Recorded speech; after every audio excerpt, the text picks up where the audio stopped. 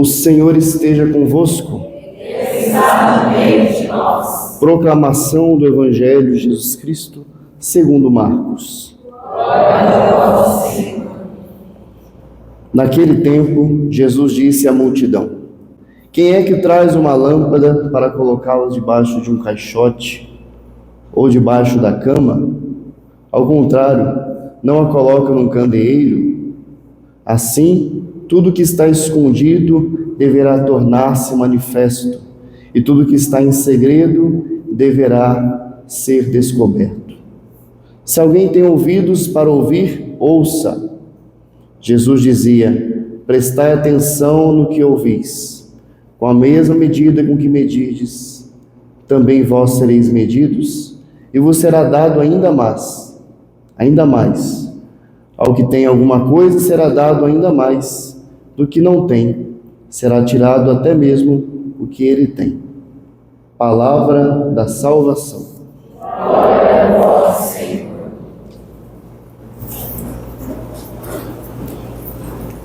Queridos irmãos, permitam-me fazer uma breve contextualização desse evangelho, porque as pessoas costumam interpretar esse evangelho: quem é que traz uma lâmpada para colocá-lo debaixo do caixote? As pessoas interpretam como se Jesus estivesse falando que os nossos talentos precisam ser explorados, que os nossos talentos, tem gente que usa para motivar as pessoas, porque você é talentosa, você canta e o seu talento precisa iluminar, mas não tem nada a ver com isso.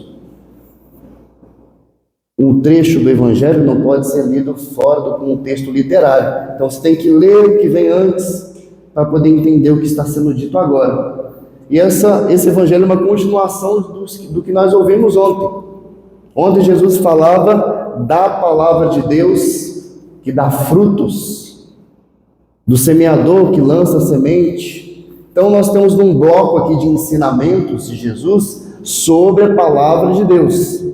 Então ontem nós ouvimos Jesus dizendo da palavra de Deus que é semeada e da palavra de Deus que produz frutos.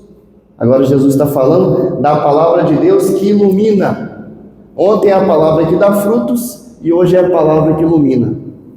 Os frutos da palavra de Deus, se nós olharmos à nossa volta, nós podemos contemplar a canção nova, que é fruto da palavra de Deus, de uma experiência do Padre Jonas com a palavra de Deus, que na prática gerou essa grande obra de evangelização.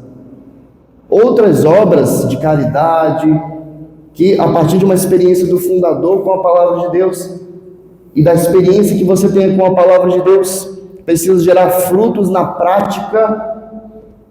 E agora nós vemos a palavra de Deus que ilumina.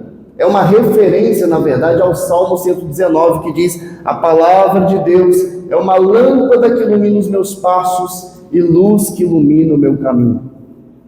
A palavra de Deus, então, que uma vez que ela gera frutos, ela não pode ficar escondida. Até aquele momento, aí nós entendemos. Assim, tudo que está escondido deverá tornar-se manifesto. Até aquele momento, a palavra estava velada pelas parábolas. Jesus falava só em parábolas, porque ele não podia se manifestar claramente, ou então ele seria já crucificado, ele precisava ainda cumprir a missão dele. Tanto que nós ouvimos ontem, em Marcos, no capítulo 4, no versículo 11, dizer: a vós foi dado o mistério do reino de Deus, para os que estão fora, tudo acontece em parábolas. Então, até aquele momento, a palavra estava velada pela aparência das parábolas.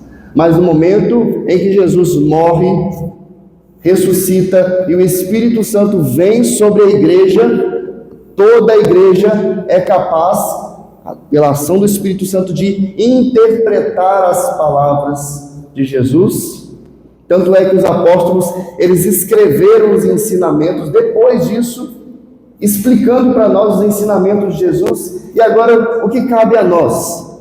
Fazer com que essa palavra seja vista, fazer com que essa palavra não fique escondida, fazer que através do seu testemunho de vida. Por isso Jesus é claro em dizer que aquele que me negar diante dos homens, eu o negarei diante do meu Pai que está no céu. Não podemos negar Jesus diante das decisões que precisamos tomar, por mais difíceis que sejam, assumir a nossa identidade de filhos de Deus, onde nós estamos, no contexto em que nós estamos, para que a luz da palavra e o testemunho dos frutos da palavra de Deus na sua vida, como alguém estava me dizendo, a Elisângela estava me dizendo de um casal que testemunhou para ela da mudança da vida deles, participando da missa diária, está vendo? É a palavra de Deus dando frutos, é a palavra de Deus se manifestando, é a palavra de Deus iluminando. Aonde a palavra de Deus ilumina a sua vida? Porque quem não se deixa tocar pela palavra de Deus está fora, nas trevas, na escuridão. Por isso, coloca a mão no seu coração e repete comigo assim: Senhor Jesus, não me permita negar a sua palavra. Não me permita permanecer nas trevas. Não me permita andar perdido por esse mundo. Por falta de orientação. Por falta de humildade. De não ser capaz de ouvir.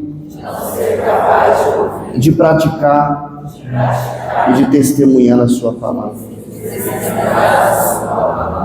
E agora olha para mim. Quantas vezes, quantos erros, quantas decisões erradas, quantos caminhos nós fomos tomando porque não tivemos a palavra de Deus como nossa luz, como aquela que norteia. Não entendam a palavra de Deus como um livro, não entendam a palavra de Deus como uma letra, mas a palavra de Deus se encarnou, habitou entre nós, se fez homem, deu a vida por nós. A palavra de Deus é homem, é Deus.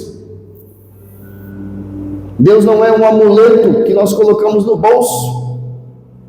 Esses dias alguém falou assim para mim: padre, tem que ir lá dar uma bênção no meu filho, na moto dele, porque ele colocou lá uma medalhinha, um tercinho, e arranharam e bateu a moto. Aí eu falei: minha filha, ele reza, ele vai na missa, ele reza o texto que você reza o texto que você colocou no carro. Deus não é um amuleto que a gente põe no bolso e faz o que quiser dele, tira e põe a hora que quiser. Deus é uma pessoa que se relaciona conosco.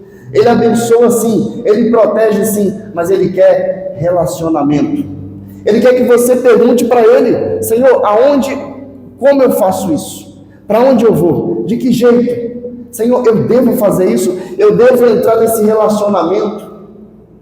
Senhor, eu devo entrar nesse trabalho? Senhor, que a Tua palavra seja a luz que guia os meus caminhos, os meus passos, para que eu não me perca de Ti, não pereça nas trevas. Amém.